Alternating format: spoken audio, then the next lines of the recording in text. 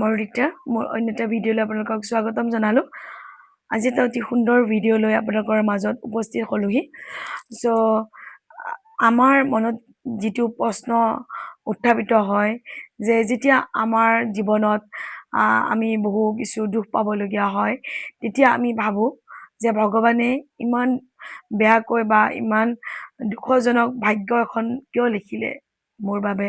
চ' ভাগ্য কোনে লিখে আৰু ভাগ্য আমি নিজৰ ভাগ্য আমি নিজে লিখিব পাৰোঁনে? চ' ভাগ্য সলাব পাৰোঁনে? চ' এনেধৰণৰ কিছু কথা লৈ মই ভিডিঅ'টো আপোনালোকলৈ আগবঢ়ালোঁ আৰু লগতে আমাৰ জীৱনত সাংঘাতিক পৰিৱৰ্তন অহাৰ আগত যে জীৱনত এটা বহুত সুন্দৰ ৰূপত পৰিৱৰ্তন আহিব গৈ আছে, তাৰ আগমুহূৰ্তত আপোনালোকৰ কেনেধৰণৰ অভিজ্ঞতা বা এক্সপিৰিয়েঞ্চ হ'ব পাৰে তাৰ বিষয়ে কিছু অৱগত কৰাব বিচাৰিছোঁ। চ' ভিডিঅ' মাজলৈ যোৱাৰ আগতে আপোনালোকক ক'ব বিচাৰিছোঁ যে পোনপ্ৰথমবাৰৰ বাবে যদি আপোনালোকে মোৰ ভিডিঅ'ত ভিজিট কৰিছে, প্লিজ চেনেলটো ছাবস্ক্ৰাইব কৰি ল'বলৈ নাপাহৰিব, লগতে লাইক কমেণ্ট আৰু শ্বেয়াৰ কৰি দিব বুলি আশা ৰাখিলোঁ। আৰু যিসকল নতুন তেওঁলোকক মই ক'ব বিচাৰিছোঁ, মই এগৰাকী এক্সেছ বাৰ্ছ ফেচিলিটেটৰ, অসমৰ বিভিন্ন ডিষ্ট্ৰিক্টত গৈ এক্সেছ বাৰ্ছৰ ক্লাছসমূহ দি আছোঁ। চ' আপোনালোকে বিচাৰিলে আপোনালোকৰ ঘৰত গৈও মই এক্সেছ বাৰ্ছৰ ক্লাছসমূহ দিম। চ' আপোনালোকে গম পাইছে বাৰু যে মে' মাহৰ 15 তাৰিখৰ পৰা এক্সেছ বাৰ্ছৰ 13 তাৰিখৰ পৰা এক্সেছ বাৰ্ছৰ ক্লাছৰ ফিজটো বঢ়াই দিয়া হ'ব।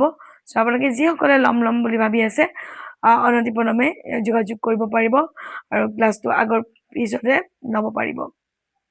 আৰু লগতে মই টেৰট কাৰ্ড ৰিডাৰ, আপোনালোকৰ সমস্যাসমূহ কিয় হৈ আছে তাৰ সমাধানৰ পথ দেখাই দিবলৈ সক্ষম হৈছোঁ। আৰু লগতে 7 চক্ৰ হিলাৰ, 7 চক্ৰ হিলিং এণ্ড এক্টিভেশ্যন কৰাই মানুহৰ জীৱনত সাংঘাতিক পৰিৱৰ্তন বা এটা সফল জীৱন যাপন কৰিবলৈ মানুহ সক্ষম হৈছে সেই 7 চক্ৰ হিলিং মেডিটেশ্যনটো কৰি। আৰু লগতে এঞ্জেল ক্লাছসমূহ প্ৰভাইড কৰি আছোঁ। এঞ্জেলৰ পৰাও মানুহে জীৱনত বহুতো সহায় ল'বলৈ সক্ষম হৈছে, নিজৰ জীৱনটো এটা সুখময় সমৃদ্ধিশালী কৰি তুলিব পাৰিছে। যদি এঞ্জেল ক্লাছ ল'ব বিচাৰে তথাপি আপোনালোকে মোক যোগাযোগ কৰিব পাৰিব। আৰু বলক ভিডিঅ'ৰ মাজলৈ যাওঁ।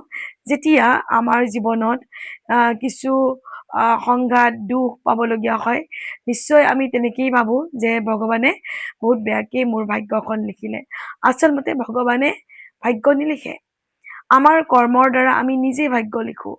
চ' আপুনি ভাবিব পাৰে বৰ্তমান মই সৰুৰে পৰা মনত আছে যে মই কেতিয়াও কাৰো বেয়া চিন্তা কৰা নাই, যিমান পাৰোঁ আনৰ সহায় কৰিছোঁ। চ' মোৰ জীৱনত ইটোৰ পিছত সিটো ইমান দুখ ভুগিবলগীয়া হৈছে। আচলতে আপোনালোকে পূৰ্ব জনমত কৰি থোৱা কৰ্মফলৰ দ্বাৰা আপোনাৰ এই জনমৰ ভাগ্যখন আপুনি নিজেই লিখিলে, সেইকাৰণে আপুনি ভুক্তভোগী হৈ থাকিবলগীয়া হৈছে। আপুনি নিজৰ কৰ্মৰ দ্বাৰা নিজৰ ভাগ্য লিখি আহিছে। যদিহে বেয়া কৰ্ম কৰি এনেধৰণৰ দুখ পাবলগীয়া দুখজনক ভাগ্য আমি লিখি লওঁ, তেনেহ'লে ভাল কৰ্ম কৰিলেও আমি নিজৰ কৰ্মৰ দ্বাৰা সুন্দৰ সুখময় সমৃদ্ধিশালী এখন ভাগ্য আমাৰ কাৰণে লিখিবলৈ আমি সক্ষম হওঁ। যিসকল ব্যক্তিক আপুনি দেখি দুখ পায় যে তেওঁলোকৰ জীৱনত সুখ সমৃদ্ধিয়ে ভৰপূৰ, মান যশ ব্যক্তিত্ব মানে কি ভৰপূৰ এটা জীৱন, চ' তেওঁলোকক দেখিলে বেয়া লাগে। চ' তেওঁলোকে পূৰ্বজনমত বহু কিছু ভাল কৰ্ম কৰি নিজৰ ভাগ্যখন নিজেই লিখিছে সুন্দৰ ৰূপত। ইমানখিনিলৈকে বুজি পালে যদি এতিয়া কি কৰিব, এতিয়া যে ভুক্তভোগী হৈ আছে। চ' আমি কিছুমান ৰিলেশ্যনশ্বিপৰ সমস্যাৰ পৰা মানসিক অশান্তিত ভুগি থাকিবলগীয়া হয়। আপুনি সম্পূৰ্ণৰূপে জেনুইন বা ভালকৈ আছে, কিন্তু আপোনাৰ হাজবেণ্ড বা ফেমিলি মেম্বাৰ, আপোনালোকৰ কোনোবা শাহু শহু বা ননদ, কোনোবা কাজিন চিষ্টাৰ ব্ৰাদাৰ বা সমাজৰ ওচৰ চুবুৰীয়া সকলো আপুনি ভাবিব পাৰে মোক সকলোৱে বেয়া পায়, সকলোৱে মোক মনোকষ্ট দিয়ে বা কিছু বিশেষ ব্যক্তিৰ পৰা পাইছে। চ' আপোনালোকে সেই বিশেষ ব্যক্তিসকলক পাষ্ট লাইফত তেনেধৰণৰ মনোকষ্ট দিছিল, সেইখিনি তেওঁলোকে ৰিটাৰ্ণ কৰিহে আপোনাক তেনেধৰণৰ মনোকষ্ট দিছে। বৰ্তমান ব্যক্তিত্বটো আপোনাৰ তেনেকুৱা নহ'বও পাৰে, আপুনি খুব সহজ সৰল হ'ব পাৰে, কিন্তু আপুনি পাষ্ট লাইফৰ কৰ্মৰ পৰাহে সেইখিনি ভুক্তভোগী হৈ আছে।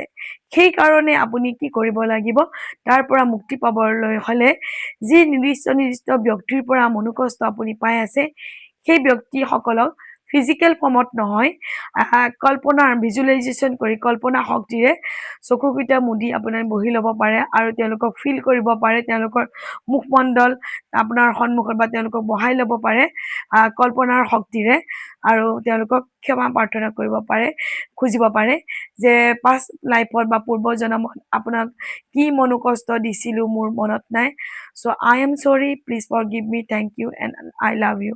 অসমীয়াটো ক'ব পাৰে যে পূৰ্বজন্মত মই কি কৰ্ম কৰি আপোনাক মনোকষ্ট দিছিলোঁ, আপুনি মোক প্লিজ ক্ষমা কৰি দিব আৰু মোক সেই কৰ্মফলৰ পৰা মুক্ত কৰি দিব।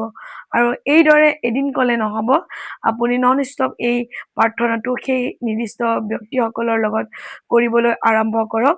তেতিয়া তাৰ ফলস্বৰূপে কি হ'ব, সেই ব্যক্তিসকলৰ চলটোৱে আপোনাক মাফ কৰি দিব আৰু তেওঁলোকৰ লগত ৰিলেশ্যনশ্বিপটো সুন্দৰ হৈ পৰিব।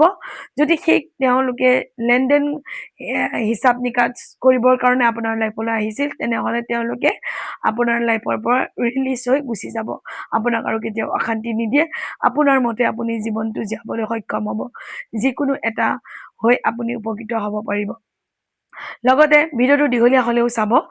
লগতে কিছুমানে যদি আপোনাৰ কষ্টৰ ধন টকা পইচা নি আপোনাক উভতাই দিয়া নাই, তাৰ কাৰণে আপুনি মনোকষ্ট পাই আছে, আৰু তেনেকুৱা কাৰ্ড ৰিডিঙতো পোৱা যায় তেওঁ হেল্প কৰিবৰ কাৰণে, সহায় কৰিবৰ কাৰণে তেনেকৈ হেভি এমাউণ্টৰ মানি দি উভতাই পোৱা নাই, বহুতো মনোকষ্ট পাই আছে।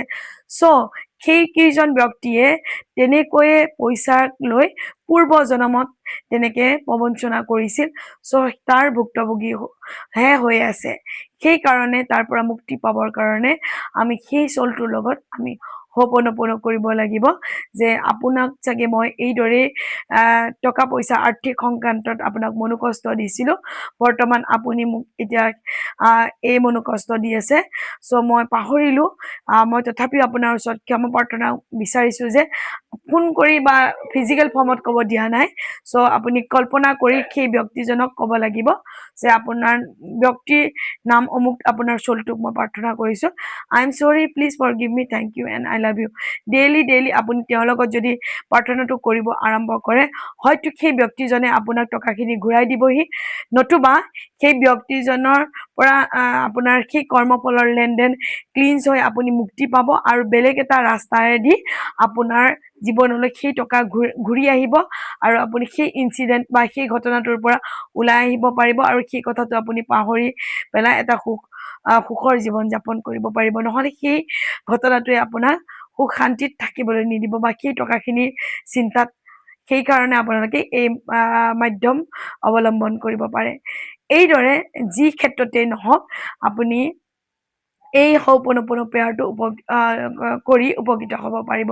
আপোনাৰ জীৱনত যদি টকা পইচা নাহে বা টকা পইচা আহিলেও তৃষ্টি নাথাকে, তেতিয়াও আপোনালোকে কৰিব পাৰিব যে আপুনি হয়তো পূৰ্বজন্মত পৰা এই মানিৰ ওপৰত এটা নিগেটিভ কনচেপ্ট ধাৰণা ৰাখিছে যে টকা পইচা উপাৰ্জন কৰা টান, টকা পইচা মানুহৰ লগত ৰিলেশ্যনশ্বিপ বেয়া কৰে, বেছি টকা পইচা হ'লে মানুহ গৌৰৱী হয় বা মানুহে মানুহক চিনি নোপোৱা হয়, চ' তেওঁৰ টকা পইচা এটা এনাৰ্জি হয়, এনেধৰণৰ ধাৰণা যদি কনচেপ্ট যদি আপুনি মনত পুহি ৰাখিছে, চ' টকা পইচাই আপোনাৰ ওচৰত কেনেকৈ লগ দিব, যিহেতু তেওঁক আপুনি সেই মন্তব্য দি গালি পাৰি থৈছে, চ' টকা পইচাৰ লগত হোপনপন কৰিব পাৰে যে my dear money, I am sorry, please forgive me, thank you and I love U.